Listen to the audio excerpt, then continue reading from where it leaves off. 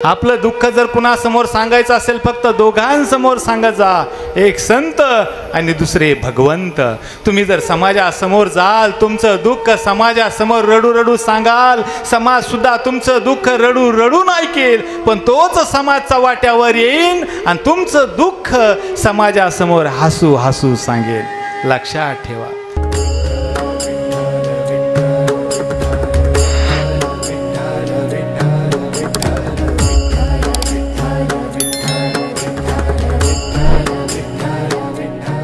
शरयू गंगेच्या तीरावर बसलेली नगरी अयोध्या, आणि अयोध्या नगरीचा राजा आहे दशरथ. सगळ्या गोष्टी दशरथ राजाकडे अनुकूल, तरी सुद्धा दशरथ राजा दुःखी आहे. दुःखी असण्याचं कारण काय हो?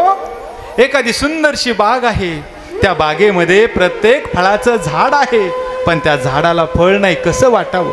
प्रत्येक फुलाची वेली आहे, पण त्या वेलीला फुलच नाही, कसं वाटावं? तशी काहीशी अवस्था दशरथ राजाची झाली का? कारण दशरथ राजाच्या पोटी मूल बाळ नाही. पत्न्या किती दशरथ राजाला? 3.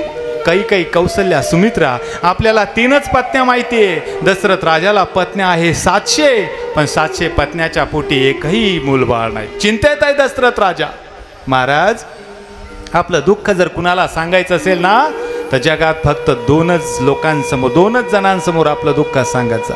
आपलं दुःख जर कुणासमोर सांगायचं असेल फक्त दोघांसमोर सांगत जा, एक संत आणि दुसरे भगवंत. तुम्ही जर समाजासमोर जाल, तुमचं दुःख समाजासमोर रडू रडू सांगाल, समाज सुद्धा तुमचं दुःख रडू रडून ऐकेल, पण तोच समाजचा वाट्यावर येईन आणि तुमचं दुःख समाजासमोर हसू हसू सांगेल. लक्षात ठेवा. आणि दुःख देणारे दुसरे नाहीच आहे महाराज, दुःख देणारे तर आपलेच आहे. अहो, परक्यांना काय माहिती आपल्याला नेमकं दुःख कोणत्या गोष्टीचं आहे? लक्षात ठेवा. दशरथ राजा उठले, गुरु वशिष्ठांकडे गेले. गुरु वशिष्ठानं दशरथ राजाचा दुःखी चेहरा पाहिला. विचारलं, राजन, पोटी मूलबाळ नाही म्हणून चिंता करतोस? काळजी करू नकोस, तुला 4 पुत्र होतील. 4, पण त्यासाठी तुला पुत्र कामिष्ठी यज्ञ करावा लागेल आणि 3 श्वापद मारावी लागतील. गुरुचा आदेश. गुरुच्या चरणी साष्टांग प्रणिपात करून दशरथ राजा उठले. धनुष्य घेतला, भात्यात बाण टाकला आणि मजल दर मजल करत 3 श्वापद मारण्यासाठी निघाले. का? पुत्र कामिष्ठी यज्ञ करायचा आहे. दिवसभर वन फिरले, पण त्या दिवशी दशरथ राजाला कुठं शिकार सापडली नाही. दुपारची वेळ झाली, रखरखत ऊन झालं, शोधू लागले शिकार, कुठं शिकार सापडली नाही. तिने सांजेची वेळ झाली, विनमुख तरी कसं घरी जावं हा विचार दशरथ राजे करू लागले. आणि दशरथ राजे त्या सरोवराजवळ आले. पाणी बघितलं, हात धुतले, पाणी प्यायले. विनमुख कसं जावं डोक्यात विचार आला. शब्दविधी बाण मारण्याची कला माझ्याकडे अचूक आहे. संध्याकाळ झाली, हळूहळू रात्र दिसायला लागली, काळ कुट्ट अंधार पसरायला लागला. आणि यावेळेस कुठून तरी जंगली श्वापद येतील, पाणी पिण्यासाठी खाली वाकेल आणि मी शब्दवेधी बांधन सावस टिपेल. म्हणून दशरथ राजा उठले.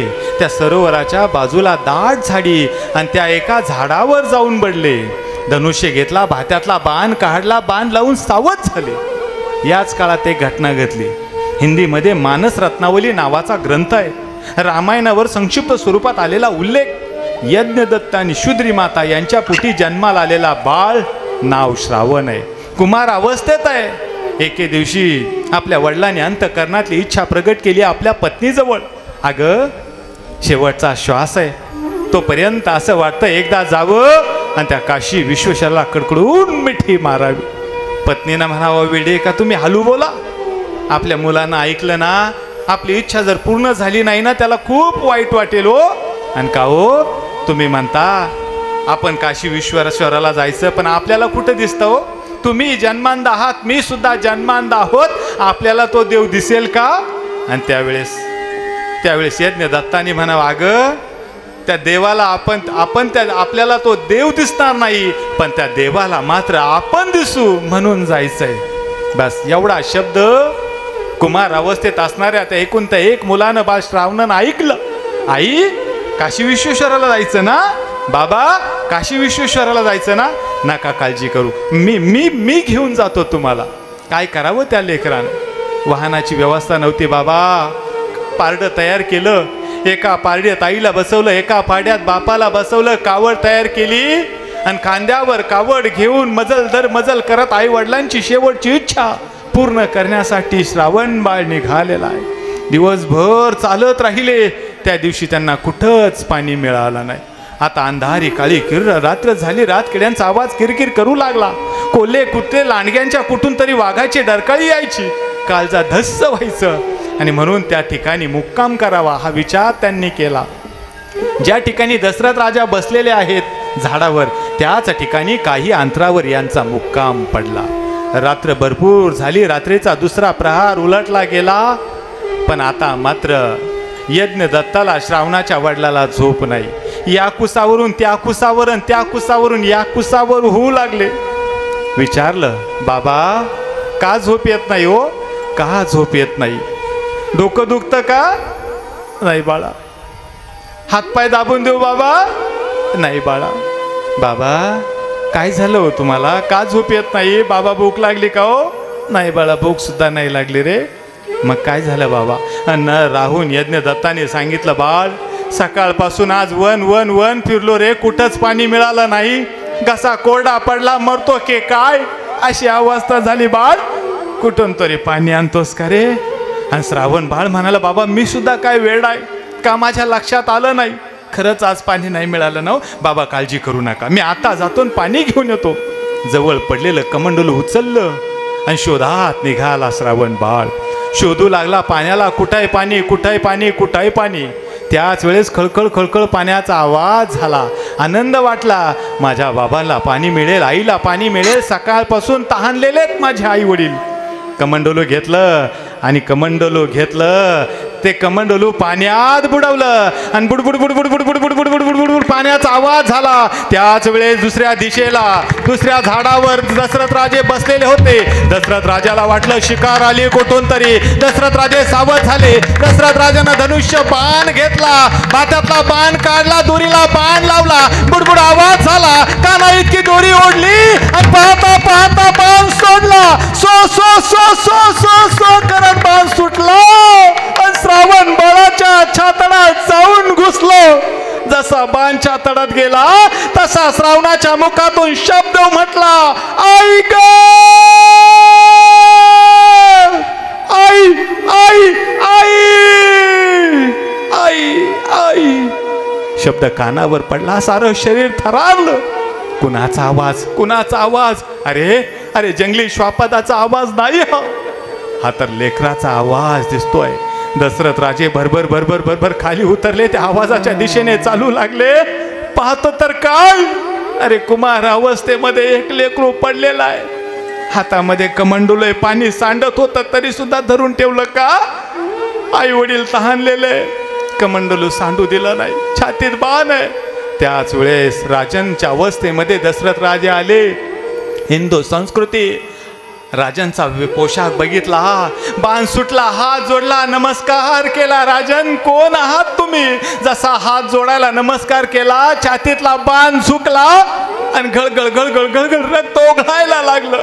पुन्हा बाणाला हात लावला. काढण्याचा प्रयत्न करू लागले पण रक्ताची चिळकांडी आत्तेचा कल्लोळ उफाळला. आणि विचारलं, कोण आहात तुम्ही? सांगितलं, मी दशरथ राजा, अयोध्या नगरीचा राजा. हात जोडले. राजन आतापर्यंत तुमच्याबद्दल मी खूप ऐकलं होतं पण कधी तुम्हाला दर्शनाचा योग नाही. आनंद वाटला. माझ्या आईकून तुमची चर्चा ऐकली, माझ्या वडिलांकडून तुमची कीर्ती ऐकली. स्वर्गामध्ये इंद्राला लढण्यासाठी मदत करतात म्हणे तुम्ही. राजन पण मला कुणीतरी बाण मारला हो. माझे आंधळे माता पिता एका झाडाखाली तहानलेल्या अवस्थेत आहे. शेवटची घटका मोजत असेल हो. कुणीतरी एका पशुच्या अवस्थेच्या माणसानं मला बाण मारला. आणि दशरथ राजानं सांगावं, बाळ पशुच्या अवस्थेतला तो दुसरा तिसरा माणूस कुणी नाही, तो मीच आहे. मला तुला मारायचं नव्हतं बाळ, पण चुकून माझा बाण तुला लागला, मला माफ कर. श्रावणानं हात जोडले. राजन हे काय केलं? माफ कर. राजन एक काम करा, हे कमंडलू घ्या, उचला, माझ्या आई वडिलांजवळ जा, हे पाणी त्यांना द्या. माझे आई वडील जर पाणी पिले ना माझा आत्मा तृप्त होईल. एवढे शब्द बोलावे आणि श्रावणानं देह ठेवावा. कमंडलू घेतलं, जड अंतकरणानं एक एक पाऊल टाकत टाकत टाकत दशरथ राजा श्रावण बाळाच्या आई वडिलाजवळ आले. विचारलं, पाणी घ्या. आवाज अनोळखी वाटला आणि त्याच वेळेस बाबाने विचारलं, तू कोण आहेस? मी दशरथ राजा आहे. दशरथ राजा, अरे दशरथ राजा तू का आलास? माझा श्रावण कुठं आहे? तुम्ही पाणी प्या, मग मी सांगतो श्रावण कुठं आहे. मला सांग, माझा श्रावण कुठं आहे? नाईलाज झाला, सांगावं लागलं, माझ्या हातून तुमचा श्रावण बाळ मारला गेला. मला मारायचं नव्हतं. पुत्रकामिष्टी यज्ञासाठी 3 श्वापदाची आवश्यकता, पण चुकून तुमच्या बाळाला बाण लागला. तुमचा बाळ गतप्राण झाला. शब्द कानावर पडले, सारं शरीर थरारलं आणि आंधळ्या डोळ्यातून घळघळ घळघळ अश्रू ओघळायला लागले. काय केलं राजन? आमचा एकुलता एक आधार, आमचं लेकरू हिरावून घेतलं. श्राप आहे राजन तुला, श्राप. शेवटच्या काळात तुला 4 पुत्र होतील, पण पुत्र पुत्र म्हणून मरावं लागेल. पुत्र पुत्र म्हणून मरावं लागेल.